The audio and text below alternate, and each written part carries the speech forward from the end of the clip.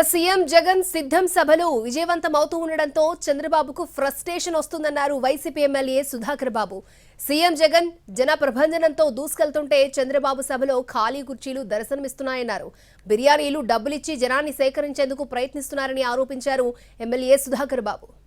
ఇప్పటికే భీమిలిలో మరియు దెందులూరులో జరిగిన సభలతో తెలుగుదేశం పార్టీకి మరి ముఖ్యంగా నారా చంద్రబాబు నాయుడికి మైండ్ దొబ్బింది. మైండ్ పనిచేయటం లేదు. జగన్మోహన్ రెడ్డి గారేమో జన ప్రభంజనంతో దూసుకెళ్తుంటే నారా చంద్రబాబు నాయుడు ఖాళీ కుర్చీలతో పరాభవం చెందుతున్నా సిగ్గు రావటం లేదు. డబ్బులిచ్చి బిర్యానీ ప్యాకెట్లు ఇచ్చి మందు బాటిళ్ళు ఇచ్చి